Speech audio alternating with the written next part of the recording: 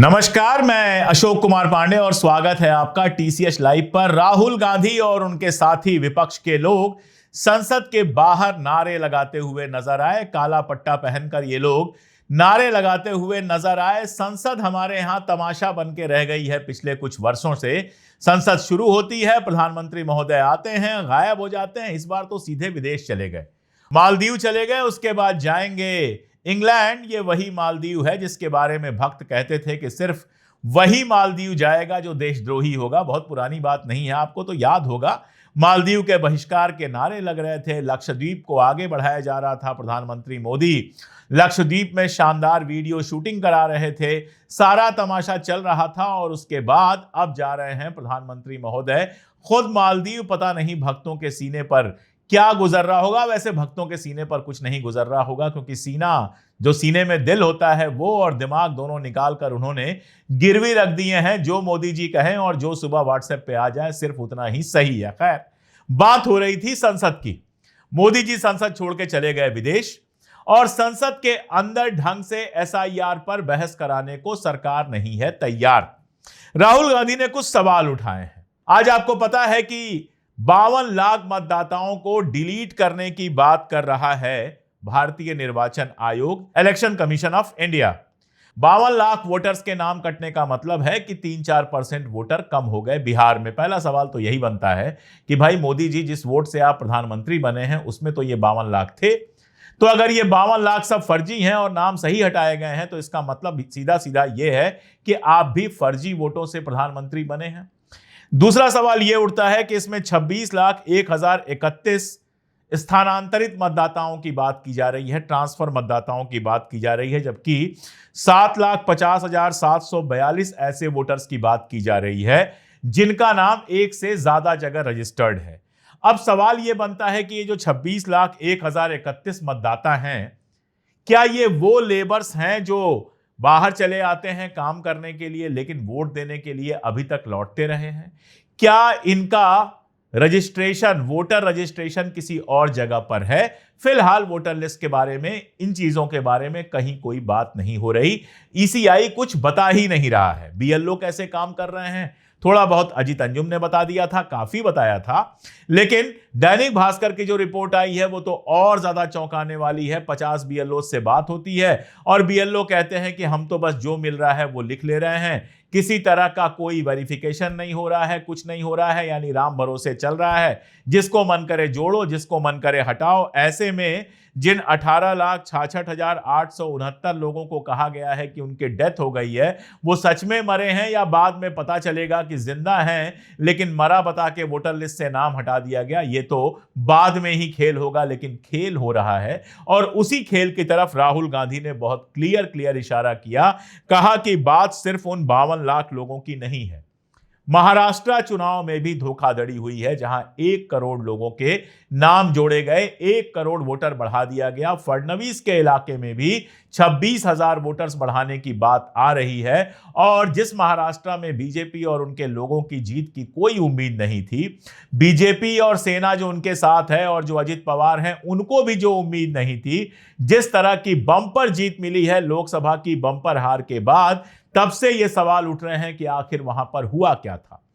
वहां पर जनता इतनी नाराज थी कि जनता ने कहा कि हम बैलेट पेपर से वोटिंग करेंगे और उसको मिलाया जाए, क्योंकि हमने जिसको वोट दिया है उसके पास वोट पहुंचा ही नहीं है।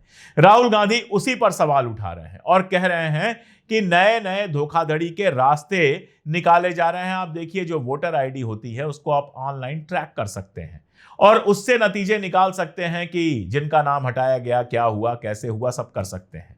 लेकिन यहां तो जो आपके ईसीआई साहब हैं, कमिश्नर साहब हैं, इलेक्शन कमिश्नर साहब हैं, उनकी तरफ से जवाब गया है सुप्रीम कोर्ट को कि वोटर आईडी, बाकी हमारा आधार और ये सब का कोई मतलब ही नहीं है। तो भाई ये सब बनवाया क्यों गया? वोटर आईडी बनी कैसे? पहली जांच तो यही होनी चाहिए कि इतने सारे अगर लोग फर्जी हैं तो उन फर्जी लोगों की वोटर आईडी बनी कैसे?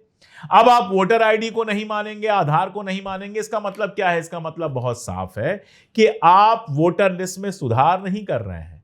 आप दरअसल नई वोटर लिस्ट बना रहे हैं अपने हिसाब से, और राहुल गांधी का कहना है कि उसमें जो नई लिस्ट बन रही है उसमें schedule caste, schedule tribe, OBC और अल्पसंख्यकों के वोट जानबूझकर हटाए जा रहे हैं। और ये सर केवल बिहार तक महदूद नहीं रहना है, ये सर जो है स्पेशल इंटेंसिव जो रिवीजन है ये तो पूरे देश में होने वाला है, ममता बनर्जी के यहां होने वाला है, बाकी जगहों पर भी होने वाला है। यानी 2024 के चुनाव में जो हार मिली है मोदी जी को, उससे सबक सीख के अब वोटबंदी का काम किया जा रहा है। जो मोदी जी के खिलाफ वोट देने वाले लोग माने जाते हैं उनका वोट ही हटा दिया जाएगा। राहुल गांधी इसी तरफ बार बार इशारा कर रहे हैं और उनका कहना है कि संसद से लेकर सड़क तक ये लड़ाई होगी। अब ये लड़ाई अगर सड़क पे पहुंचेगी तो एक तरह की अराजकता फैलेगी। चुनाव में अगर जनता से वोटिंग का राइट छीन लिया जाए तो लोकतंत्र अपने आप खत्म हो जाएगा। तो संसद वंसद के बहाने किसी तरह से लोकतंत्र खत्म करने का जो ये खेल चल रहा है, आपको कैसा लगता है कमेंट में बताइएगा। और देश की दूसरी खबरों के लिए जुड़े रहिए। शालिनी आ रही हैं ढेर सारी खबरें लेकर, देखते रहिए पूरा वीडियो। अब आगे की खबरों की शुरुआत कुछ बड़ी हेडलाइंस के साथ। यूपी गोरखपुर के ट्रेनिंग सेंटर से 600 ट्रेनी महिला सिपाही रोते चिल्लाते बाहर आई। कहा हमारे बाथरूम में कैमरे लगे, ट्रेनिंग सेंटर की व्यवस्था पर उठाए सवाल। मथुरा में महिला सिपाही से दरोगा रविकांत गोस्वामी और उसके दोस्त ने किया गैंगरेप। नशीला जूस पिलाकर वीडियो बनाया, दरोगा पर हुई एफआईआर, सस्पेंड हुआ। जस्टिस वर्मा केस से हटे सीजेआई गवाई। कहा मैं सुनवाई नहीं कर सकता क्योंकि पहले भी इसका हिस्सा रहा, अब पूरे मामले पर नई बेंच करेगी सुनवाई। जगदीप धनखड़ के इस्तीफे के बाद उपराष्ट्रपति चुनाव अगस्त के आखिर में हो सकते हैं। चुनाव आयोग बोला तैयारियां शुरू। भागवत बोले आज का इतिहास पश्चिमी दृष्टिकोण से लिखा गया। उनकी किताबों में चीन जापान मिलेंगे, भारत नहीं। बिहार विधानसभा में आरजेडी नेता तेजस्वी यादव और डिप्टी सीएम विजय सिन्हा में हुई तीखी बहस। दोनों नेताओं के बीच रहा गहमा गहमी का माहौल। जीडीपी अनुमान पर एडीबी ने दिया भारत को झटका। एडीबी का अनुमान पहले 6.7% था, जिसे घटाकर 6.5% किया गया। गाजियाबाद में फर्जी दूतावास का हुआ भांडाफोड़। यूपीएसटीएफ ने की कार्रवाई। आरोपी खुद को बताता था कई देशों का राजदूत। लग्जरी गाड़ियों पर फर्जी डिप्लोमेटिक नंबर प्लेट भी लगाई।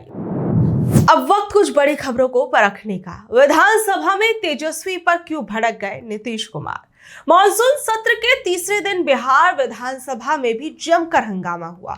मुख्यमंत्री नीतीश कुमार और नेता प्रतिपक्ष तेजस्वी यादव के बीच तीखी बहस हो गई। यह हंगामा तब शुरू हुआ जब तेजस्वी यादव ने एसआईआर प्रक्रिया का पूरा मुद्दा उठाया। तेजस्वी यादव ने सदन में कहा कि वो एसआईआर का विरोध नहीं कर रहे, बल्कि चुनाव आयोग की उस प्रक्रिया का विरोध कर रहे हैं जिसमें 52 लाख से ज्यादा वोटरों के नाम हटाने की बात हो रही है। उन्होंने आरोप लगाया कि आयोग द्वारा मांगे गए 11 दस्तावेज गरीब और प्रवासी मजदूरों के पास नहीं है, जिससे उनका नाम वोटर लिस्ट से कट सकता है। तेजस्वी यादव ने कहा कि चुनाव आयोग का काम निष्पक्ष चुनाव कराना है, न कि लोगों की नागरिकता सिद्ध करना। उन्होंने उप मुख्यमंत्री पर भी सूत्रों के हवाले से खबर देने का आरोप लगाया। तेजस्वी यादव के सवालों से नीतीश कुमार भी भड़क उठे। उन्होंने खड़े होकर तेजस्वी यादव पर हमला बोला और उन्हें लालू राबड़ी के शासनकाल की याद दिलाई। उन्होंने कहा कि तुम्हारे पिताजी 7 साल और फिर तुम्हारी माताजी मुख्यमंत्री रही, तब बिहार की क्या स्थिति थी। नीतीश ने तेजस्वी को बच्चा कहते हुए कहा कि उन्हें कुछ नहीं पता और सारा विकास का काम उनकी सरकार ने किया है। इस दौरान उप मुख्यमंत्री विजय सिन्हा ने भी तेजस्वी पर जनता को गुमराह करने का आरोप लगाया, जिसके बाद सदन में हंगामा बढ़ गया। हालात इतने बिगड़ गए कि विधानसभा अध्यक्ष को सदन की कार्रवाई 2 बजे तक के लिए स्थगित करनी पड़ी। बाद में नीतीश कुमार ने अपने दोनों उप मुख्यमंत्रियों को अपने पास बुलाया। क्या बीजेपी राज में यौन उत्पीड़न के आरोपी को बनाया गया बड़ा कानून अधिकारी। बीजेपी के राज्यसभा सांसद सुभाष बराला के बेटे विकास बराला को हरियाणा सरकार ने अपना असिस्टेंट एडवोकेट जनरल नियुक्त किया है। इसका मतलब कि अब वो कानूनी मामलों में सरकार का पक्ष रखेंगे और उसे कानूनी सलाह देंगे। यहाँ बड़ी बात यह है कि जिस व्यक्ति को सरकार का वकील बनाया गया है उस पर कई बड़े गंभीर आरोप हैं। विकास बराला पर 2017 में एक IAS अधिकारी की बेटी का पीछा करने, उसका यौन उत्पीड़न करने और अपहरण की कोशिश करने जैसे गंभीर आरोप लगे थे। ये घटना तब हुई थी जब सुभाष बराला हरियाणा बीजेपी के अध्यक्ष थे। पीड़िता ने आरोप लगाया था कि देर रात चंडीगढ़ में विकास और उसके दोस्त आशीष कुमार ने उनकी गाड़ी का पीछा किया और जबरदस्ती गाड़ी में घुसने की कोशिश की। इसके बाद दोनों के खिलाफ FIR दर्ज हुई और उन्हें गिरफ्तार भी किया गया था। गौर करने वाली बात यह है कि मामले की सुनवाई अभी भी चंडीगढ़ की अदालत में चल रही है और विकास फिलहाल जमानत पर है। विकास बराला की अगली सुनवाई 2 अगस्त को होने वाली है और इससे पहले हरियाणा सरकार का जो उन्हें वकील बनाया गया है, ये अपने आप में कई सवाल पैदा करता है। भारतीय रेलवे को क्यों हुआ करोड़ों का नुकसान? भारतीय रेलवे में जहां आए दिन रेल डीरेल होती नजर आती है, सुविधाओं के नाम पर ट्रेनों की बदहाल हालत की तस्वीर नजर आती है, वहीं एक कैग की रिपोर्ट सामने आई है जिसमें बताया गया है कि किस तरह भारतीय रेलवे को लापरवाही के चलते करोड़ों रुपए का नुकसान हुआ है। कैग की रिपोर्ट में बताया गया है कि रेलवे मंत्रालय की लापरवाही के कारण 573 करोड़ रुपए का वित्तीय नुकसान हुआ है। 21 जुलाई को लोकसभा में पेश की गई इस रिपोर्ट में कैग ने रेलवे के कामकाज के ढीले ढाले तरीके पर गंभीर सवाल उठाए हैं। रिपोर्ट के मुताबिक कमाई करने की प्रक्रिया बहुत कमजोर है, संपत्तियों का सही से रखरखाव नहीं हो रहा और कई प्रोजेक्ट्स भी अटके पड़े हैं। रिपोर्ट में पैसे के नुकसान के अलावा यात्रियों की सुरक्षा से समझौता करने के भी आरोप लगाए गए हैं। वहीं इंटरनल कोच फैक्ट्री पर नीलगिरी माउंटेन रेलवे के लिए खराब कोच बनाने और बिना मंजूरी के उन्हें चलाकर यात्रियों की सुरक्षा को खतरे में डालने का भी आरोप लगा है। इस रिपोर्ट से साफ होता है कि रेलवे में कई स्तरों पर लापरवाही और कुप्रबंधन चल रहा है, जिसका सीधा असर उसकी वित्तीय स्थिति और यात्रियों की सुरक्षा पर पड़ रहा है।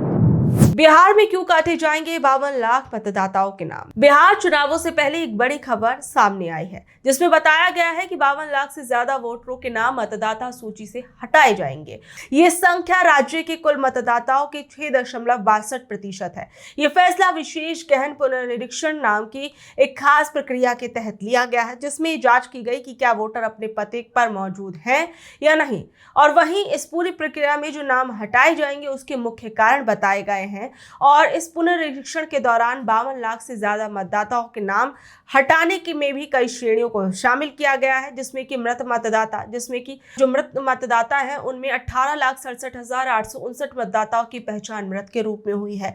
वहीं अभी भी करीब 2.70% या 21.35 लाख मतदाताओं ने अपना गणना फॉर्म ही नहीं भरा है। इन सभी मतदाताओं के बारे में जानकारी जुटाने का काम चल रहा है। चुनाव आयोग के अधिकारी और राजनीतिक पार्टियों के एजेंट इनसे मिलकर इन मतदाताओं की रिपोर्ट तैयार कर रहे हैं। इस रिपोर्ट के आधार पर यह तय किया जाएगा कि 1 अगस्त को आने वाले मसौदा मतदाता सूची में किनके नाम रहेंगे और किनके नहीं। चुनाव आयोग का कहना है कि प्रक्रिया मतदाता सूची को और भी ज्यादा सटीक और भरोसेमंद बनाने के लिए की जा रही है। वहीं विपक्ष इस पूरी की पूरी प्रोसेस पर सवाल उठा रहा है, जिसे लेकर संसद के अंदर भी हंगामा देखने को मिला। संसद के अंदर विपक्षी दल काली पट्टियां बांधकर, काले कपड़े पहनकर आज संसद पहुंचे और उन्होंने इस पूरी की पूरी प्रक्रिया पर सवाल उठाए और जमकर नारेबाजी की। तो ये थी आज की खबरें। कल शाम 7 बजे फिर हाजिर होंगे अगली खबरों के साथ। अगर आपको आज की खबर अच्छी लगी, जानकारी भरी लगी, तो इसे अपने दोस्तों और रिश्तेदारों से शेयर कर ले। कल तक के लिए नमस्कार, शब्बा खैर, गुड नाइट।